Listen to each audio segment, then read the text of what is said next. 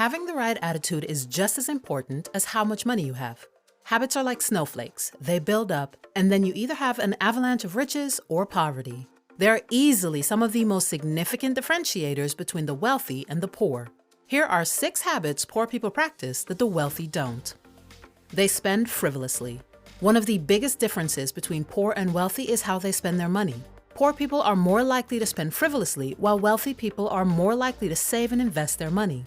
Here are a few reasons why poorer individuals may spend more than their wealthy counterparts. One reason is that they may not have a lot of money to begin with, so they feel like they need to spend it while they can. Another reason is that they may not have a good understanding of personal finance, so they don't realize the long-term consequences of their spending habits. Finally, they may simply be more impulsive and less disciplined with their money, particularly if they're trying to keep up with the Joneses and can't delay gratification. So they work really hard for their money and spend all that's available. This is a feast or famine mindset. They could potentially spend a month's worth of wages in 2.5 weeks and then have to survive the rest of the month with empty pockets, hoping nothing bad happens. This problem is called living beyond their means, and one way we often see this is through irresponsible spending habits. On the contrary, wealthy people in general are more frugal with their money. They know that it takes time and effort to build wealth, and they're not willing to throw it away on frivolous purchases. They tend to work with a budget, or at least have a very good idea of where their money is going, and then consider price versus value. While poorer individuals showcase less financial discipline, wealthy people make a plan, stick to it, and make the plan a priority. Of course, not all poor people spend frivolously, and not all wealthy people are frugal, but in general, there is a clear trend that poorer individuals are more likely to spend their money on things that don't matter in the long run, while wealthy individuals are more likely to invest their money in ways that will help them build wealth and achieve their goals. They mismanage their time. Time is a precious resource, and yet many people, especially poorer people, tend to mismanage it. Wealthy individuals tend to manage their time in an effort to be more productive, perhaps because they understand that time is the greatest resource, and a minute lost is never recovered, so they approach it with more intentionality. In studying wealthy business leaders, we're shown that they're masters of planning their day almost down to the minute. They prioritize tasks, ensuring that the most important and impactful ones are tackled first. They use tools like to-do lists and digital calendars to stay organized. If they're running a business, they don't try to handle accounts, admin, stationery orders, and answering the phones at the same time. They focus on what makes the biggest impact. Another way wealthy individuals manage their time better is by declining commitments that don't align with their goals and values. They understand that every yes to an unimportant task is a no to something more significant, and they are skilled at managing distractions. They use time blocking, turning off notifications, and creating dedicated workspaces to stay focused. On the other hand, many poorer individuals often lack structured planning, resulting in a whirlwind of unproductive hours and days. They become busy, but being busy is not the same as being productive.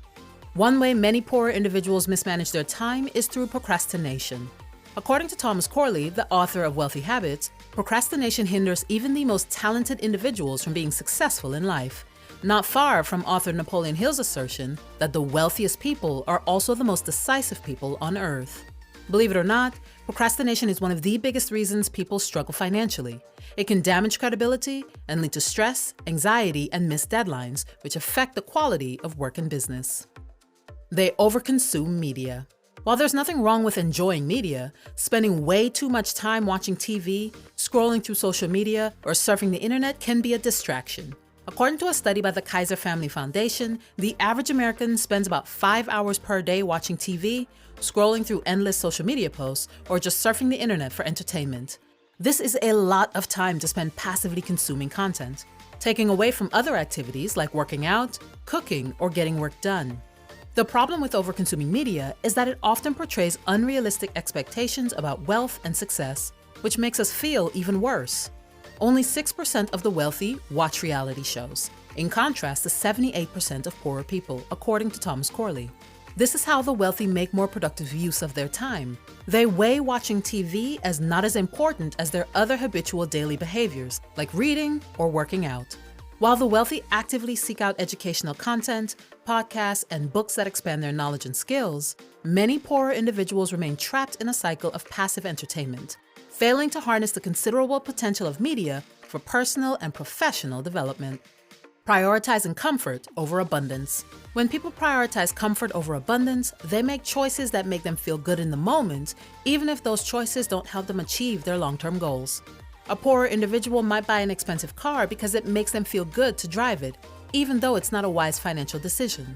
Or they might live in a big, luxurious apartment even though they can't really afford it because it makes them feel accomplished. In contrast, wealthy people tend to prioritize abundance over comfort. They're more likely to invest their money in assets that will appreciate in value over time, such as real estate or stocks. They're more likely to live below their means and save money for the future. And they're often willing to make sacrifices in the short term in order to achieve their long-term abundance. The evidence of these varying choices is apparent in the growing wealth gap. While comfort often leads poorer individuals to short-lived contentment, those who prioritize abundance continuously seek opportunities for growth, pushing the boundaries of their financial prosperity. Relying on one source of income.